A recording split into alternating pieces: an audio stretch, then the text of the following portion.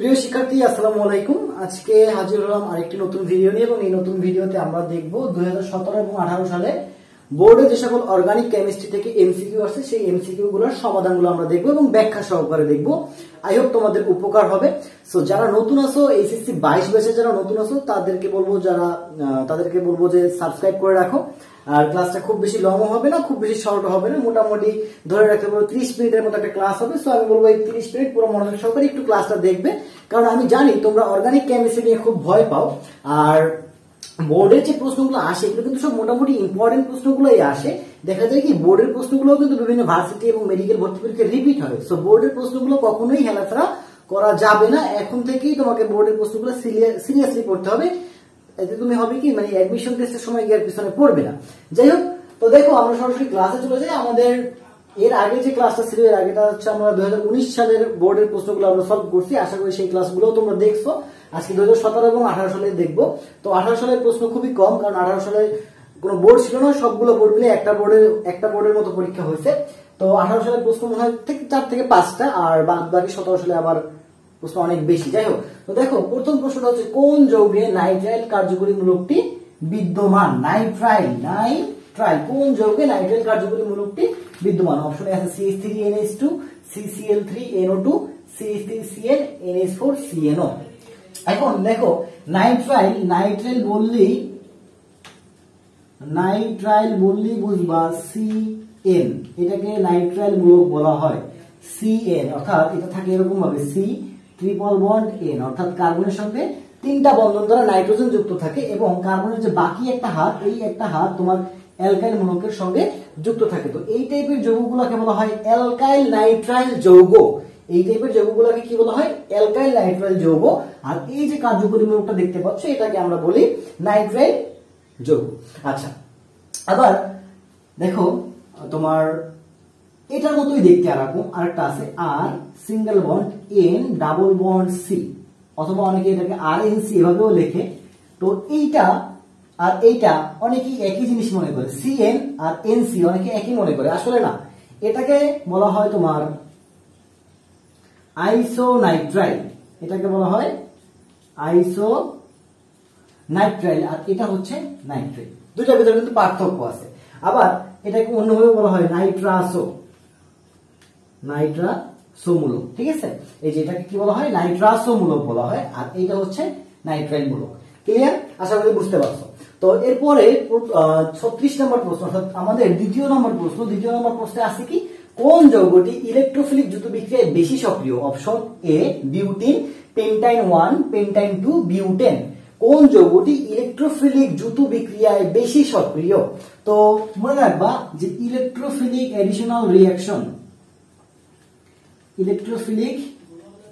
Additional reaction, যার বাংলা অর্থ হচ্ছে তোমার ইলেকট্রোফিলিক যুত বা সংযোজন বিক্রিয়া। তো এই বিক্রিয়ায় যে তোমার সক্রিয়তা ক্রম, সেই সক্রিয়তা ক্রমটা এভাবে মনে রাখবা 231। সক্রিয়তা ক্রমটা কিভাবে মনে রাখবা?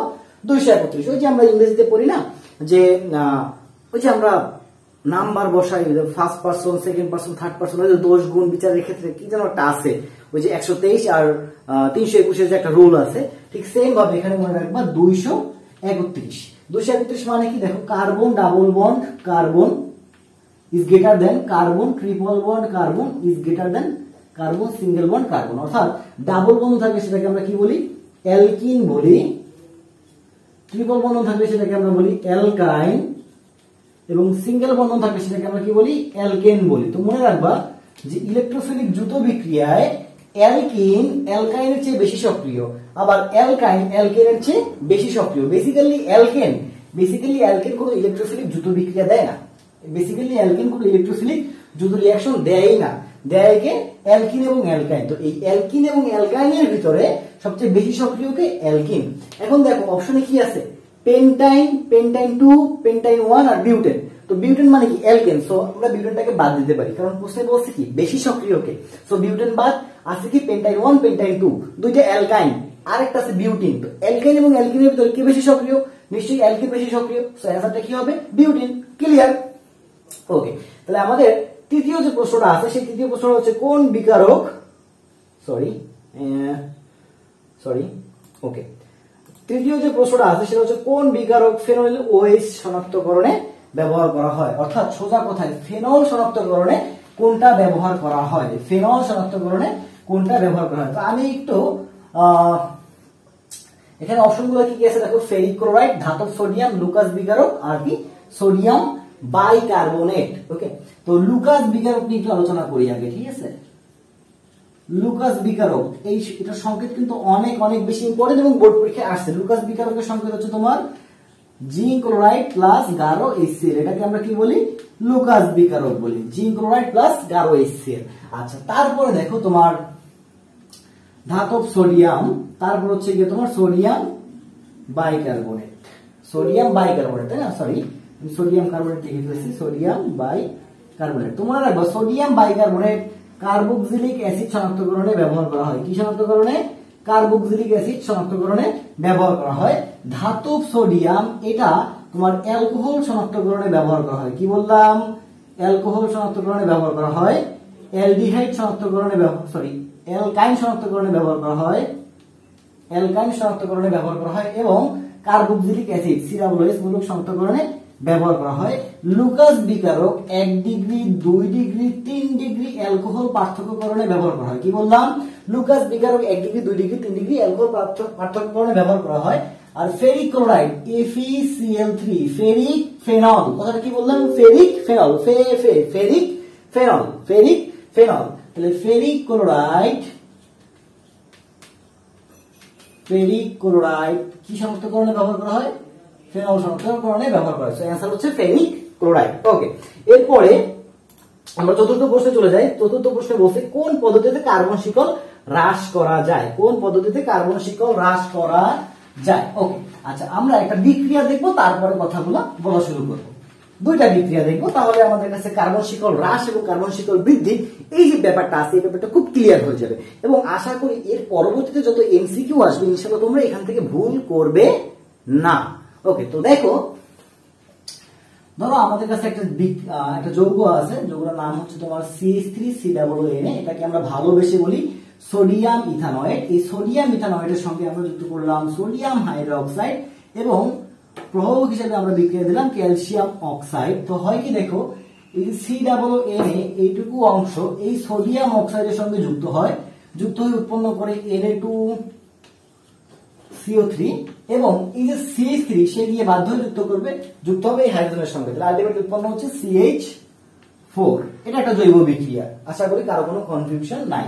এখন এই জৈব বিক্রিয়াটাকে বলা হয় ডিকার্বক্সিলেশন বিক্রিয়া, কি বলা হয়, ডিকার্বক্সিলেশন বিক্রিয়া বলা হয়। কেন ডিকার্বক্সিলেশন বিক্রিয়া বলা হয়, কারণ দেখো এই যে COONA আছে, এই COONA আসছে কোথা থেকে, কার্বক্সিলিক অ্যাসিড মূলক থেকে আসছে। কোথা থেকে আসছে, কার্বক্সিলিক অ্যাসিড মূলক থেকে আসছে। এখন ডি মানে হচ্ছে নাই, তোমরা যে কম্পোজ মানে কি, রচনা করা, ডিকম্পোজ মানে কি, রচনা নাই, জিনিসটাকে ভেঙে ফেলা। তো দেখবা যে অনেক ইংরেজি ওয়ার্ডে ডি ইউজ করি, যেমন ধরো যে ডিমোশন মানে নিচে যাওয়া, ডি দ্বারাই বোঝায় নাই বা নিচে যাওয়া। তো এখানে ডি মানে হচ্ছে নাই, কি নাই, কার্বক্সিলিক মূলক, কার্বক্সিল, তাহলে এই যে কার্বক্সিলিক অ্যাসিড মূলকটা থাকবে না, ঠিক আছে। তাহলে দেখো তো এখন সুন্দর মতো খেয়াল করো যে এখানে কার্বন ছিল কয়টা, CH3COONA কার্বন ছিল 2টা, আর এখানে কার্বন আছে কয়টা, 1টা। তাহলে দেখো তো আগে কার্বন ছিল 2টা আর এখন আমাদের জৈব যৌগে কার্বন আছে 1টা, তার মানে কার্বন সংখ্যা কি হয়েছে, হ্রাস পাইছে। তাহলে এটাকে বলা হয় কার্বন শিকল হ্রাসকরণ পদ্ধতি এবং ডিকার্বক্সিলেশন বিক্রিয়া হচ্ছে কার্বন শিকল হ্রাসকরণ পদ্ধতির একটা উদাহরণ। এরকম আরো উদাহরণ আছে, ফর এক্সাম্পল হফম্যান ডিগ্রেডেশন বিক্রিয়া, হফম্যান ডিগ্রেডেশন বিক্রিয়া বা এই ডিগ্রেডেশনের বাংলা হচ্ছে ক্ষুদ্রাংশকরণ বিক্রিয়া।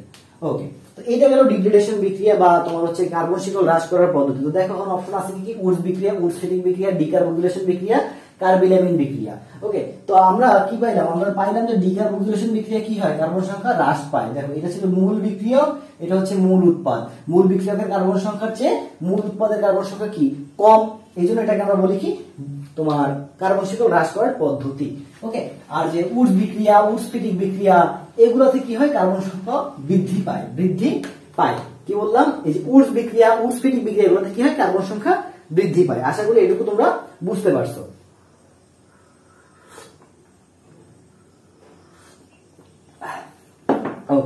আচ্ছা, এরপরে 39 নম্বর যে প্রশ্নটা আছে, কার্বলিক অ্যাসিড বলা হয় কাকে? কার্বলিক অ্যাসিড, তো কার্বলিক অ্যাসিড খুব মজার একটা জিনিস, এটা থেকে বিভিন্ন ভার্সিটি ভর্তি পরীক্ষায় প্রশ্ন আসে। এই কার্বলিক অ্যাসিডের সবচেয়ে মজার ব্যবহারটা হচ্ছে তোমার, এটা সাপ তাড়াতে ব্যবহার করা হয়। বর্তমানে রাজশাহীতে সাপের পরিমাণ অনেক বেশি, ঠিক আছে, আমাদের ক্যাম্পাসে প্রচুর পরিমাণে সাপ পাওয়া যাচ্ছে। তো এই বিভিন্ন হলে, আমাদের বিভিন্ন হলে কার্বলিক অ্যাসিডটা ইউজ করা হচ্ছে, বিভিন্ন হলে সব জায়গাতে কার্বলিক অ্যাসিড ইউজ করতেছে জাস্ট সাপ তাড়ানোর জন্য। আমি রাজশাহী ইউনিভার্সিটির কথা বলতেছি এবং আমি রাজশাহী ইউনিভার্সিটিতে পড়াশোনা করি ইলেকট্রিক্যাল এন্ড ইলেকট্রনিক ইঞ্জিনিয়ারিং ডিপার্টমেন্টে। তোমরা হয়তো অনেকে জানো, অনেকে জানো না।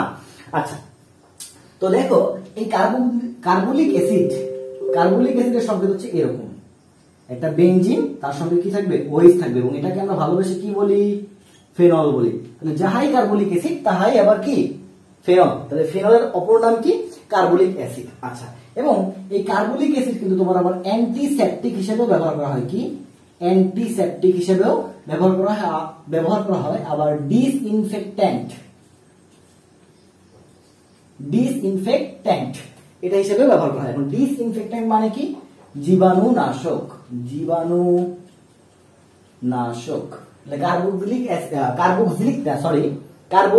কার্বলিক অ্যাসিড এটা কি তোমার ডিসইনফেক্ট্যান্ট বা জীবাণুনাশক হিসেবে ব্যবহার করা হয়, আবার অ্যান্টিসেপটিক হিসেবেও ব্যবহার করা হয়। এখন অ্যান্টিসেপটিকের বাংলা মানে আমার জানা নাই, একটু দয়া করে গুগলে সার্চ করে নাও। ওকে, আচ্ছা, তো আশা করি তোমরা এটুকু বুঝে গেছো।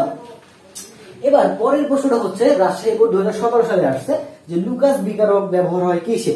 আচ্ছা, লুকাস বিকারক ব্যবহার হয় কিসে? একটু আগে আমি বলছিলাম যে আমরা 1 ডিগ্রি অ্যালকোহল, 2 ডিগ্রি অ্যালকোহল এবং 3 ডিগ্রি অ্যালকোহল এগুলো যখন পার্থক্যকরণ করব তখন আমাদের লুকাস বিকারক ব্যবহার করা হয়। তো এখানে অপশনে আছে ফেনল শনাক্তকরণ, অ্যালকোহল শনাক্তকরণ, অ্যালডিহাইড শনাক্তকরণ, ফ্যাটি অ্যাসিড শনাক্তকরণ। সো অ্যানসারটা কি হবে? অলরেডি সবাই বুঝে গেছো যে অ্যানসারটা হচ্ছে তোমার অ্যালকোহল শনাক্তকরণ। ঠিক আছে, আমি একটু রিঅ্যাকশনগুলো দেখাই দিই, তাহলে তোমরা আরো খুব ভালো করে সহজে বুঝতে পারবা যারা এখনো এই বিক্রিয়াটা জানো না। আচ্ছা, খেয়াল করো, কার্বন, এখানে OH, এখানে CH3, এখানে একটা H, এখানে একটা H, এটা হচ্ছে একটা 1 ডিগ্রি অ্যালকোহল। এটার সঙ্গে আমরা যুক্ত করলাম জিঙ্ক ক্লোরাইড এবং HCl, অর্থাৎ HCl যুক্ত করতেছে জিঙ্ক ক্লোরাইডের উপস্থিতিতে। একটু এভাবে লিখি তাহলে আরো জিনিসটা নির্ভুল হবে। HCl, এটা কিন্তু রিটেনের জন্য অনেক ইম্পর্টেন্ট, বাচ্চারা অনেক ইম্পর্টেন্ট কিন্তু রিটেনের জন্য। ঠিক আছে, জিঙ্ক ক্লোরাইড। তো খেয়াল করো, এই ক্লোরিন গিয়ে এই OH টাকে প্রতিস্থাপন করবে, প্রতিস্থাপন করলে আলটিমেটলি দেখো HCH3H, এবং এই OH এর পরিবর্তে কি যুক্ত হবে, এখানে ক্লোরিন যুক্ত হবে। তো এইটা হচ্ছে 1 ডিগ্রি অ্যালকোহল এবং এটা হচ্ছে তোমার 1 ডিগ্রি অ্যালকাইল ক্লোরাইড। ঠিক আছে, 1 ডিগ্রি অ্যালকাইল ক্লোরাইড।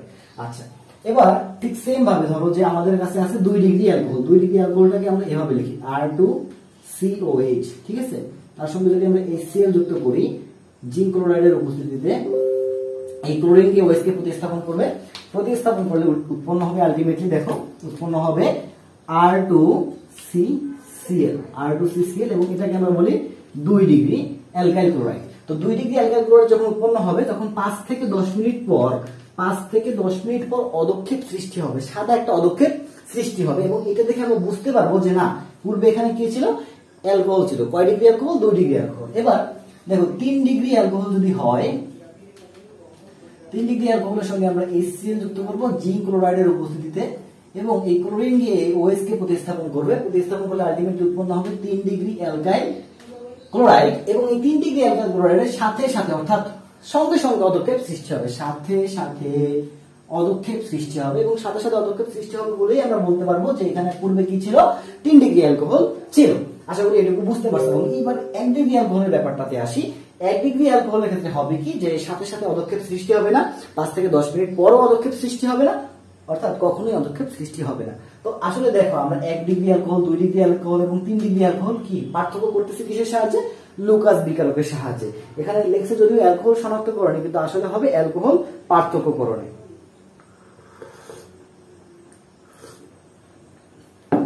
আচ্ছা, এবার 41 নম্বর প্রশ্নটা দেখো, লিকুইড পেট্রোলিয়াম গ্যাস মিশ্রণ সমূহ প্রধানত কোনটি বিদ্যমান? আচ্ছা, লিকুইড পেট্রোলিয়াম গ্যাস বা সংক্ষেপে আমরা বলতে পারি LPG। এলপিজি। আমরা আমরা যে বাসা বাড়িতে রান্না বান্না কাজে যে গ্যাসগুলো ইউজ করি সেগুলো কিন্তু বেসিক্যালি এলপিজি গ্যাস। আবার করে যে সিএনজি চলে, সিএনজি চলতে কিন্তু তোমার লাগে সিএনজি গ্যাস। কথা বুঝো কিন্তু, কম্প্রেসড ন্যাচারাল গ্যাস। আর রান্না বান্নার জন্য কি লাগে?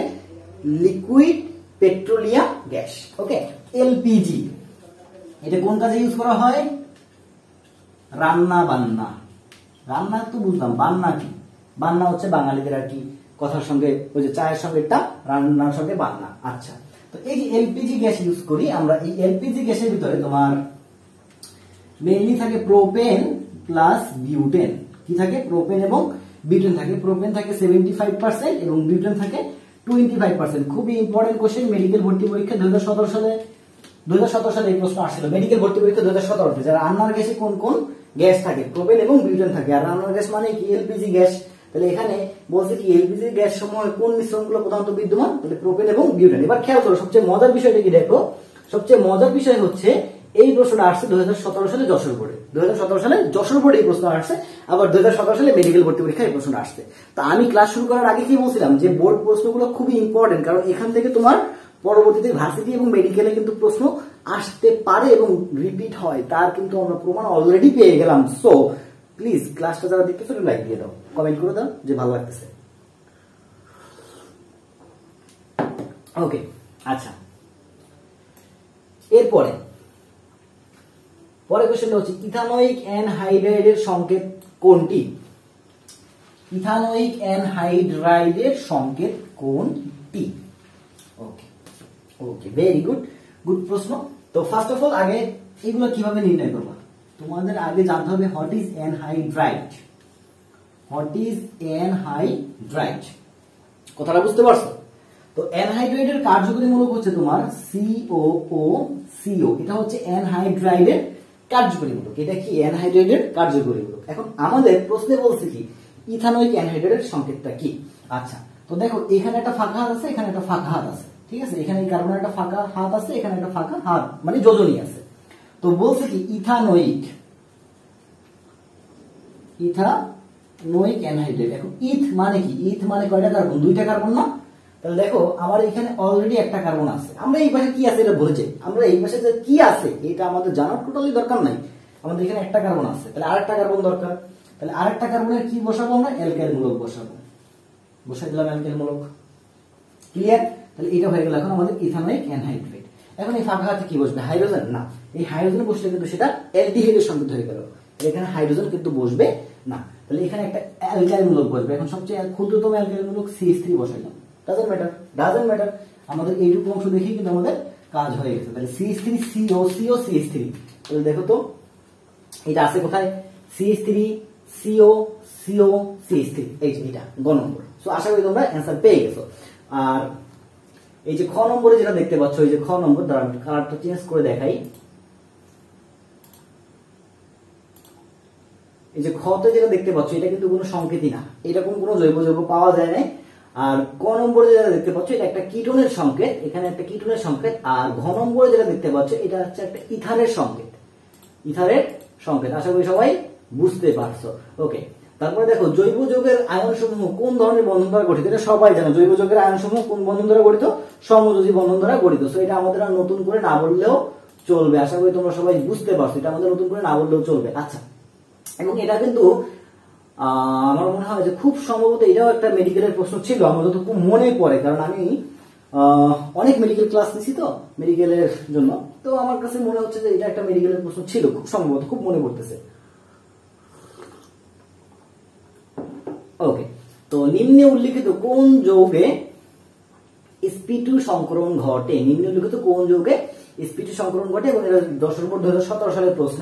আচ্ছা, ওকে, তো এখন sp2 সংকরণ কোথায় কোথায় হয়? দেখো জৈব যৌগের সংকরণ খুবই ইজি, মনে রাখবা যে কার্বনের সঙ্গে কার্বনের যদি সিঙ্গেল বন্ধন থাকে, কার্বনের সঙ্গে যদি কার্বনের সিঙ্গেল বন্ধন থাকে তাহলে ওই কার্বনের সংকরায়ন হচ্ছে sp3 সংকরায়ন। কার্বনের সঙ্গে যদি কার্বন ডাবল বন্ধন থাকে তাহলে ওই কার্বনের সংকরায়ন হচ্ছে sp2 সংকরায়ন। এটারও sp3, এটারও sp3, এটারও sp2, এটারও sp2। কার্বনের সঙ্গে কার্বনের যদি ট্রিপল বন্ধন থাকে তখন সেটা হচ্ছে sp সংকরায়ন। কার্বনের সঙ্গে যদি অক্সিজেন থাকে তখন ওই কার্বনের সংকরায়নটা হচ্ছে sp2 সংকরায়ন। তিনটা জিনিস মাথায় রাখবা। ওকে, তাহলে কার্বনের সঙ্গে কার্বনের ডাবল বন্ধন থাকলে সেটা কি সংকরায়ন? sp2 সংকরায়ন। এবার খেয়াল করো যে CH3 single bond CH3, CH3 single bond CH3। এখন তুমি যদি এটার গাঠনিক আকার লেখো, দেখলে দেখবা যে এই কার্বন এবং এই কার্বন সিঙ্গেল বন্ধন দ্বারা যুক্ত আছে। কি দ্বারা যুক্ত আছে? সিঙ্গেল বন্ধন দ্বারা যুক্ত আছে। তাহলে এটা হচ্ছে তোমার sp3 সংকরায়ন। সো এটা আমাদের কিন্তু অ্যানসার হবে না। আচ্ছা, তারপর দেখো CH3CCH, এখানে এটা ঠিকই নেই। এবার দেখো CH3CH2CH2OH, এখানে সবগুলো কার্বনের বন্ধন সিঙ্গেল বন্ধন। বাট তুমি ঘ নম্বরে যাও, ঘ নম্বরে কি আছে? CH3 double bond CH2, CH3 double bond CH2 double bond CH2 এটা আছে। এখন আমি কি বলছিলাম যে ডাবল বন্ধন থাকলে সেই কার্বন কোন সংকরায়ন? sp2 সংকরায়ন। সো আমাদের আলটিমেটলি অ্যানসারটা কি হবে? CH2 double bond CH2। Clear? ওকে, আচ্ছা, তারপর দেখো ক্যাটানেশন ধর্ম প্রদর্শন করে কোন মৌল? তাহলে মনে রাখবা এটা একদম খুবই সিম্পল। এটাও একটা ভর্তি পরীক্ষার প্রশ্ন, মেবি এটা জাহাঙ্গীরনগরে আসছিল। Catenation, C for catenation, C for catenation, C for carbon. একদম বাচ্চাদের প্রশ্ন, C for catenation, C for carbon. Okay, তাহলে কার্বনের কি আছে? ক্যাটানেশন ধর্ম আছে। পৃথিবীর আর কোন মৌলের ক্যাটানেশন ধর্ম নাই।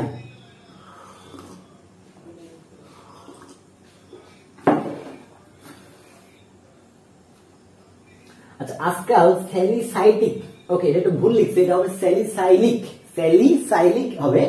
স্যালিসাইলিক অ্যাসিড প্রস্তুতির জন্য ফেনলকে কাঁচামাল হিসেবে ব্যবহার করা হয়। এই পদ্ধতিটিকে আমাদের নিকট কি নামে পরিচিত? ওকে, আচ্ছা, আমি একটু কোশ্চেনটা ছোট করলে হয়তো তোমরা দেখতে পাবা না। তো সোজা কথা, আজকাল স্যালিসাইলিক অ্যাসিড প্রস্তুতির জন্য ফেনলকে কাঁচামাল হিসেবে ব্যবহার করা হয়। আর এই বিক্রিয়াটা আমাদের কাছে কি নামে পরিচিত? ওকে, স্যালিসাইলিক অ্যাসিড। তো ফার্স্ট অফ অল আমি একটু স্যালিসাইলিক অ্যাসিডের সংকেতটা দিই। স্যালিসাইলিক অ্যাসিডের সংকেত হচ্ছে তোমার, এখানে তোমার হচ্ছে গিয়ে OH, এখানে COOH, এটা হচ্ছে স্যালিসাইলিক অ্যাসিডের সংকেত। ওকে, আর আরেকটা সংকেত লিখি, এটার নাম হচ্ছে স্যালিসাইলিক অ্যাসিড, স্যালিসাইলিক অ্যাসিড। এবং আরেকটা সংকেত লিখতেছি, এটাও তোমাদের কাজে লাগবে,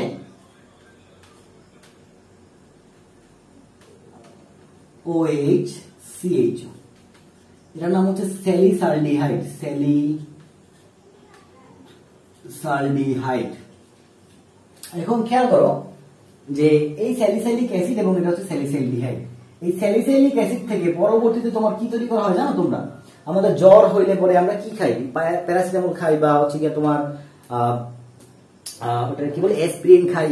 তো এই যে ওষুধগুলা অ্যান্টিবায়োটিক তৈরি করা হয় স্যালিসাইলিক অ্যাসিড থেকে, বুঝছো? অ্যান্টিবায়োটিক তৈরি করা হয় স্যালিসাইলিক অ্যাসিড থেকে, অ্যান্টিবায়োটিক তৈরি করা হয়। তো এই স্যালিসাইলিক পাওয়া যায়, এই স্যালিসাইলিক অ্যাসিড পাওয়া যায় ফেনল থেকে। কোথা থেকে পাওয়া যায়? ফেনল থেকে পাওয়া যায়। আর তুমি দেখো স্যালিসাইলিক অ্যাসিড, অ্যাসিড মানে একটা COOH মূলক থাকবে, COOH মূলক বাদ দিলে কি থাকতেছে? একটা ফেনল থাকতেছে না? তার মানে মোটামুটি চোখ বুঝে তুমি বলতে পারো যে স্যালিসাইলিক অ্যাসিড পাওয়া যায় কি থেকে? ফেনল থেকে। আবার স্যালিসাইলডিহাইডের CHO বাদ দাও, এটা দেখতে কেমন? ফেনলের মতো। তাহলে স্যালিসাইলডিহাইডও কি কোথা থেকে পাওয়া যায়? ফেনল থেকে পাওয়া যায়। তাহলে আমি বলতে পারি ফেনল থেকে আমরা পাই স্যালিসাইলডিহাইড, আবার ফেনল থেকে আমরা পাই স্যালিসাইলিক অ্যাসিড। এখন ফেনল থেকে যখন আমি স্যালিসাইলিক অ্যাসিড উৎপন্ন করব, তখন সেই বিক্রিয়াটাকে বলা হবে কোব-স্মিথ বিক্রিয়া, কোব-স্মিথ বিক্রিয়া। তাহলে ফেনল থেকে স্যালিসাইলিক অ্যাসিড উৎপাদনের বিক্রিয়ার নাম কি? কোব-স্মিথ বিক্রিয়া। আর ফেনল থেকে যখন আমি স্যালিসাইলডিহাইড উৎপন্ন করব, কি উৎপন্ন করব? স্যালিসাইলডিহাইড, সেই বিক্রিয়ার নাম হচ্ছে রাইমার-টাইমান বিক্রিয়া, রাইমার-টাইমান বিক্রিয়া। এবং এই প্রশ্নটা বিভিন্ন ভার্সিটি পরীক্ষায় আসছে। তোমরা যখন ভার্সিটির জন্য ভর্তি পরীক্ষার কোচিং করবে বা পড়াশোনা করবে, তখন প্রশ্ন ব্যাংক সলভ করতে গেলে এইটা পাওয়া তোমরা, ঠিক আছে? ওকে, লাস্ট প্রশ্ন আমাদের, এটা কি লাস্ট? ও না, সরি, আরো প্রশ্ন আছে। আচ্ছা, তো দেখো অসম্পৃক্ত জৈব যৌগ শনাক্তকরণে কোন বিকারকটি ব্যবহার করা হয়, মানে কোন বিকারটি ব্যবহার করা হয়? আচ্ছা, তো দেখো অসম্পৃক্ত জৈব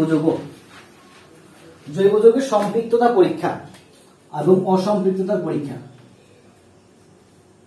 অসম্পৃক্ততার পরীক্ষা। তো অসম্পৃক্ততার পরীক্ষার জন্য দুইটা জিনিস ব্যবহার করা হয়, একটা হচ্ছে তোমার ব্রোমিন এবং আরেকটা হচ্ছে গিয়ে তোমার KMnO4। কথা বুঝতে পারছো? তাহলে অসংবৃত্ততার পরীক্ষার জন্য দুইটা জিনিস ব্যবহার করে, একটা হচ্ছে ব্রোমিন এবং আরেকটা হচ্ছে তোমার KMnO4। সো এখন অপশনে কি আছে দেখি, আমাদের অপশনে আছে NaCO3 মানে সোডিয়াম বাইকার্বনেট দ্রবণ, এটা তো হবে না। FeCl3 এটাও হবে না। তারপরে কি আছে দেখি তো, এই যে ব্রোমিন আছে, ইয়েস, তাহলে এই ব্রোমিনটা আমাদের হয়ে যাবে। ঠিক আছে, তাহলে ব্রোমিন হবে অ্যান্সার। ক্লিয়ার? আচ্ছা, তারপরে দেখো নাইলন কোন ধরনের পলিমার অণু? নাইলন কোন ধরনের পলিমার অণু? এটা খুবই সিম্পল একটা প্রশ্ন, এটা হচ্ছে কৃত্রিম পলিমার। ঠিক আছে, নাইলনটা কৃত্রিম পলিমার, নাইলন একটা কৃত্রিম পলিমার, এটা একদম সরাসরি মুখস্থ রাখবে, নাইলন একটা কৃত্রিম পলিমার। আচ্ছা, তারপরে 49 নাম্বার, অ্যালকাইন অন শনাক্তকরণে কোনটি ব্যবহার করা হয়? অ্যালকাইন ওয়ান শনাক্তকরণে কোনটি ব্যবহার করা হয়? তো মনে রাখবা যে অ্যালকাইন ওয়ান শনাক্তকরণের জন্য কি কি ব্যবহার করা হয়? প্রথমে মনে রাখবা ধাতব সোডিয়াম, তারপরে হচ্ছে মনে রাখবা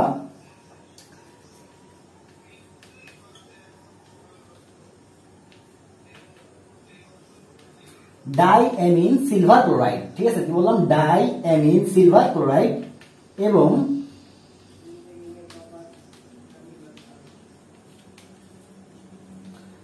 diamine copper chloride, diammine copper chloride. Okay, তো এই তিনটা জিনিস আমাদের অ্যালকাইন ওয়ান শনাক্তকরণের জন্য ব্যবহার করা হয়। এখন দেখো অপশনে কি কি আছে।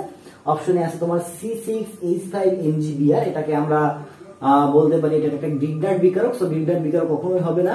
ZnCl2 প্লাস HCl, এটাকে বলা হয় লুকাস বিকারক। আর লুকাস বিকারক কোন কাজে ব্যবহার করা হয় এটা তোমরা সবাই জানো। তারপরে আছে Br2 প্লাস H2, এটা তো হবেই না, কারণ দেখো এই আরটা বড় হাতে লিখছি ভুল করে।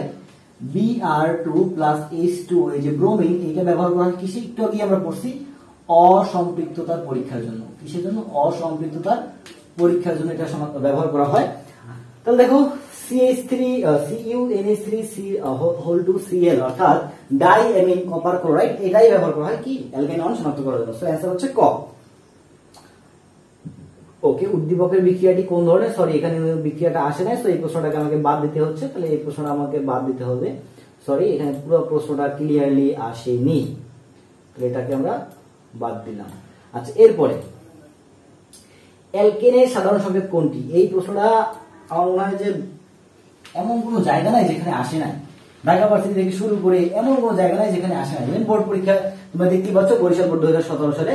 তো অ্যালকেনের সাধারণ সংকেত তোমরা সবাই জানো, হয়তো অনেকে অলরেডি কমেন্ট করে ফেলছো। অ্যালকেনের সংকেত হচ্ছে তোমার CnH2n প্লাস 2। অ্যালকিনের সংকেতটা হচ্ছে তোমার CnH2n এবং অ্যালকাইনের সংকেত হচ্ছে তোমার CnH2n-2, এবং এই জিনিসটা তোমরা ক্লাস 9-10 থেকে জানো। সো এটা নিয়ে নতুন করে কোনো কিছু বলার আমার নাই। সো অ্যান্সার হচ্ছে ঘ, এই যে ঘ। আচ্ছা, তারপরে বলছে কি নিম্নের কোনটি সমগোত্রীয় শ্রেণী? সমগোত্রীয় শ্রেণী মানে কি? দেখো, সমগোত্রীয় শ্রেণী মানে হচ্ছে অ্যালকেন একটা সমগোত্রীয় শ্রেণী। হ্যাঁ, অ্যালকেনে যতগুলো যৌগ আছে, methane, ethane, propane, butane, heptane, hexane, যতগুলো যৌগ আছে সবগুলো কি একটা সমগোত্রীয় শ্রেণী। কোন সমগোত্রীয় শ্রেণী? অ্যালকেন। তারপরে আছে কি তারপরে ethyne, propyne, butyne, pentyne, hexyne, heptyne, এগুলো সব কিসের? অ্যালকিনের। তারপরে ইথাইন, প্রোপাইন, বিউটাইন, এগুলো সব কিসের? অ্যালকাইনের। সো সমগোত্রীয় শ্রেণী নির্ণয় করার কোনো ব্যাপারই না। দেখো, এই যে ইথেন, মিথেন, প্রোপিন, প্রথম দুটো ঠিক ছিল, কিন্তু এই যে প্রোপিনটা কি? অ্যালকিন। আর ইথেন মিথেন হচ্ছে তোমার অ্যালকেন। সো এরা কিন্তু সমগোত্রীয় শ্রেণী না। তারপরে কি আছে দেখো, তারপরে আছে ethyne, propyne, butane. Ethyne, propyne দুজনে কি? অ্যালকিন। আর বিউটেনটা কি? অ্যালকেন। সো 2 নম্বরটাও সঠিক না। বা 3 নম্বরে দেখো, গ নম্বরে ইথেন, প্রোপেন, বিউটেন, এরা কিন্তু তোমার সমগোত্রীয় শ্রেণী। ইথেন, প্রোপেন, বিউটেন, এরা কিন্তু সমগোত্রীয় শ্রেণী। কেন সমগোত্রীয় শ্রেণী? কারণ সবগুলা কি? অ্যালকিন। ওকে, আচ্ছা, এবার দেখো পরের অপশনটা দেখো যে লিখছে 1 হেক্সেন, 2 হেক্সিন, 3 হেক্সিন। আসলে 1 হেক্সিন, 2 হেক্সিন, 3 হেক্সিন এটা আসলে সম্ভব না। ঠিক আছে, এটা আসলে সম্ভব না। যদি সম্ভব হতো তাহলে হচ্ছে কি এটা সঠিক অ্যান্সার হতো। এটা কেন সম্ভব না এটা তোমরা হচ্ছে গিয়ে ইয়া করলেই পাবা, কি বলে, সংকেতটা বের করলেই পাবা। আচ্ছা, তারপরে অ্যানিলিনের সিগমা বন্ধন সংখ্যা কত? খুবই গুরুত্বপূর্ণ একটা কোশ্চেন। অ্যানিলিনের সিগমা বন্ধন কত? আমরা এটা একটু নির্ণয় করা শিখি। দেখো অ্যানিলিন দেখতে কেমন, অ্যানিলিন দেখতে হচ্ছে এরকম, এটা হচ্ছে আমাদের অ্যানিলিন। এখন এটাতে সিগমা বন্ধন বের করতে হবে। আচ্ছা তো দেখো এখানে একটা কি আছে, বেনজিন কাঠামো আছে না, বেনজিন কাঠামো আছে। তো বেনজিন কাঠামোটাকে আমরা এভাবেও লিখতে পারি, কিন্তু এভাবেও কিন্তু লিখতে পারি, ঠিক আছে। বেনজিন কাঠামোটাকে আমরা এভাবেও লিখতে পারি। ওকে আচ্ছা এখন দেখো এই প্রত্যেকটা কর্নারে, এখানে একটা, এখানে প্রত্যেকটা কর্নারে কি আছে, কার্বন আছে না, কার্বনের সঙ্গে কি যুক্ত আছে, হাইড্রোজেন যুক্ত আছে। তাহলে এখানে একটা হাইড্রোজেন যুক্ত, এখানে একটা হাইড্রোজেন যুক্ত, এখানে একটা হাইড্রোজেন যুক্ত, এখানে একটা হাইড্রোজেন যুক্ত, এখানে একটা হাইড্রোজেন যুক্ত। তার সঙ্গে কি যুক্ত আছে, এখানে NH2, তার মানে এখানে একটা নাইট্রোজেন আর দুইটা হাইড্রোজেন, এই একটা হাইড্রোজেন, এই একটা হাইড্রোজেন। তাহলে দেখো তো 1 2 3 4 5 সরি 1 2 3 4 5 6 7 8 9 10 11 12 13 14 12 13 14। অথবা তুমি সবগুলো বন্ধন গুনো 1 2 3 4 5 6 7 8 9 10 11 12 13 14 15 16 17। টোটাল বন্ধন আছে কয়টা, 17টা। এখন এই একটা পাই বন্ধন, এই একটা পাই বন্ধন, এই একটা পাই বন্ধন, তুমি তিনটা পাই বন্ধন বাদ দাও, তাহলে কয়টা হবে, 14টা। সিম্পল, একদম সিম্পল। আর ডাবল বন্ধন থাকলে কি হয়, একটা পাই বন্ধন আর একটা সিগমা বন্ধন হয়, এটা তোমরা সবাই জানো। ট্রিপল বন্ধন থাকলে দুইটা পাই একটা সিগমা, তাই না, দুইটা পাই একটা সিগমা। ওকে আচ্ছা সো অ্যানসার হবে কয়টা, 14টা হবে। আচ্ছা কোনটি কিটো ইনল বা টটোমারিজম প্রদর্শন করে, ঠিক আছে। কিটো ইনল সামান্যতা আর টটোমারিজম একই কথা। তো কোনটা কিটো ইনল টটোমারিজম প্রদর্শন করে, তো মনে রাখবা, সহজ কথা মনে রাখবা, টটোমারিজম বা কিটো ইনল সমানতা কারা প্রদর্শন করবে, টটোমারিজম বা কিটো ইনল সমানতা কারা প্রদর্শন করবে, মনে রাখবা যে কিটোন 2 যারা হবে তারাই কিটো ইনল সমানতা বা টটোমারিজম দেখাবে। কিটোন 2 যারা হবে তারাই কি করবে, টটোমারিজম বা তোমার কি বলে এটাকে কিটো ইনল সমানতা দেখাবে। এখন দেখো এখানে আছে মিথক্সি প্রোপেন, এটা একটা অ্যালকেন, সো এটা প্রথমেই বাদ। পেন্ট 2 ওন, আমরা একটু এটার সংকেতটা লিখি দেখি, পেন্ট 2 ওন, কারণ এটা একটা কিন্তু কিটোন। তাহলে CH3 CO CH2 CH2 CH3, এই যে এটা একটা সংকেত, এটাই হচ্ছে আমাদের পেন্ট 2 ওন বা পেন্টানন, এটাকে আমরা বলবো কি পেন্টানন 2 অথবা পেন্ট 2 ওন।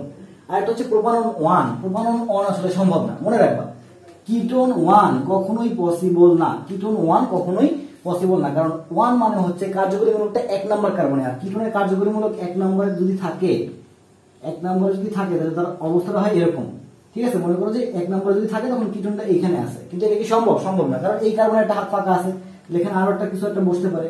তো যদি আমি বসাই তাহলে সঙ্গে সঙ্গে সেটা কয় নাম্বার কার্বন হয়ে যাচ্ছে, 2 নাম্বার কার্বন হয়ে যাচ্ছে। সো কিটোন 1 আসলে কখনোই সম্ভব না। আচ্ছা তাহলে পেন্ট 2 ওন এইটা তোমার টটোমারিজম প্রদর্শন করবে। এবং দেখো আরেকটা আছে কি প্রোপাননের সংকেত কি, দেখো প্রোপাননের সংকেত হচ্ছে CH3 CO CH3। তো এটাও এরকম, মানে এই কিটোন মূলকটা যদি 2 নাম্বার কার্বনে অবস্থান করে, তখনই সে টটোমারিজম দেখাবে। তাহলে দেখো এখানেও 2 নাম্বার কার্বনে আছে আর এখানেও 2 নাম্বার কার্বনে আছে, সো অ্যানসার দুইটা হবে এখানে, প্রোপানন এবং পেন্ট 2 ওন। অ্যানসার দুইটা হবে প্রোপানন এবং পেন্ট 2 ওন। আমি জানি না কেন একটা দিয়ে রাখছে এখানে। আচ্ছা তারপরে আমাদের লাস্ট প্রশ্ন, কোন ক্রমটি ক্ষারকত্বের জন্য সঠিক, ভাই লাস্ট প্রশ্ন, আর লাস্ট প্রশ্নটাই মহামারী ইম্পর্টেন্ট। করোনা যখন হচ্ছে একদম মহামারী, এই লাস্ট প্রশ্ন এরকম একটা মহামারী ইম্পর্টেন্ট, কারণ এমন কোনো জায়গা নাই যেখানে এই প্রশ্ন আসে নাই। মেডিকেল বলো, ভার্সিটি বলো, তারপর হচ্ছে তোমার ঢাকা বিশ্ববিদ্যালয়, রাজশাহী বিশ্ববিদ্যালয়, জাহাঙ্গীরনগর, গুচ্ছ, যত যা বলো না কেন এই প্রশ্নটা সব জায়গাতে আসছে। বিশ্বাস না হলে প্রশ্ন ব্যাংক করে দেখতে পারো। আচ্ছা তো মনে রাখবা যে এই যে ক্ষারকত্বের ক্রম, এখানে কিন্তু সবগুলো অ্যামিন আছে, কি আছে, অ্যামিন আছে। তো অ্যামিন একটা ক্ষারধর্মী যৌগ, কি বললাম, অ্যামিন একটা ক্ষারধর্মী যৌগ। আর আমাদের যে ফেনলটা আছে না, এই যে ফেনলটা আছে না, এই ফেনলটা কিন্তু অ্যাসিড বা অম্লীয়, কথা বুঝতে পারছো। আচ্ছা তো এখন এই অ্যামিন কয় প্রকার হতে পারে, তোমার 1 ডিগ্রি অ্যামিন হতে পারে, 2 ডিগ্রি অ্যামিন হতে পারে, 3 ডিগ্রি অ্যামিন হতে পারে, ঠিক আছে, 4 ডিগ্রি অ্যামিনও হওয়া পসিবল, এবং এটাকে আমরা বলি কোয়াটারনারি অ্যামিন। তো আমরা সেই 4 ডিগ্রিতে না যাই, তো এই এমিন ক্ষারধর্মী হবে এবং এই 1 ডিগ্রি 2 ডিগ্রি 3 ডিগ্রি এবং এদের প্রত্যেকেরই কি আছে একটা ক্ষারধর্ম আছে, কিন্তু কারো কম কারো বেশি। তো মনে রাখবা। আচ্ছা, তার আগে আমি তোমাদেরকে এমিন গুলো একটু চিনে আসি, ঠিক আছে? 1 ডিগ্রি এমিন, 2 ডিগ্রি এমিন, 3 ডিগ্রি এমিন এটা চিনে আসি। এমিনের কার্যকরী মূলক হচ্ছে NH2 এবং NH2 এর সঙ্গে যদি একটা আর মূলক থাকে তখন এটা হচ্ছে 1 ডিগ্রি এমিন। এবার খেয়াল করো, যদি নাইট্রোজেনের সঙ্গে মানে নাইট্রোজেনের জন্য হাত কয়টা? 3টা। তাহলে যদি 2টা আর মূলক থাকে তখন সেটা 2 ডিগ্রি এমিন। আর নাইট্রোজেনের যদি 3টা হাতে 3টা আর মূলক থাকে, 3টা আর মূলকই থাকে, তখন সেটা কেন বলবো? 3 ডিগ্রি।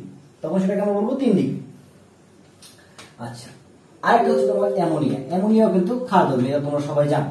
তো এই যে ক্ষারধর্মিতা ক্রম মনে রাখবা, অ্যামিনের ক্ষারধর্মিতা ক্রম মনে রাখবো 231 NH3, 231 NH3, অর্থাৎ 2 ডিগ্রি অ্যামিনের সবচেয়ে বেশি, তার চেয়ে একটু কম 3 ডিগ্রি, তার চেয়ে একটু কম 1 ডিগ্রি এবং তার চেয়ে একটু কম কে? NH3। তো দেখো তো এরকম কোথায় আছে? এই যে দেখো R3N, R2NH, RNH2 এবং NH3। তাহলে প্রথম যে অপশনটা আছে সেটাই আমাদের সঠিক অ্যান্সার। আশা করি সবাই বুঝতে পারছো। তো ক্লাসটা এই পর্যন্তই। গরমের ভিতরে অনেক কষ্ট করে ক্লাস নিচ্ছি, আর অন্যান্য টিচার অনেক বড় লোক, আমি অত বড় লোক না, আমি গরিব মানুষ, গরিব প্রো ম্যাক্স। সো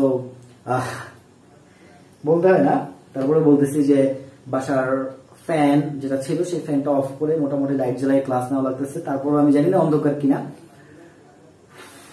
তাও মোবাইল দিয়ে ভিডিও করতেছি। আর এতটা গরম লাগতেছে, রাত 12টার মতো বাজে, 12টা ক্রস করছে অনেক আগেই, প্রায় 1:30টার মতো বাজে এখন। তো এই গরমের ভিতরে ক্লাসটা নিচ্ছি শুধুমাত্র তোমাদের কথা চিন্তা করে, যারা এইচএসসি 22 ব্যাচ আছো। সো পুরো ক্লাসটা দেখার জন্য অসংখ্য ধন্যবাদ। আর যে পুরো ক্লাসটা দেখছো সে একটু কমেন্ট করে যাও যে ভাই আমি পুরো ক্লাসটা দেখছি। সবাই ভালো থাকো, সুস্থ থাকো। আজকের মতো এই পর্যন্তই। আল্লাহ হাফেজ।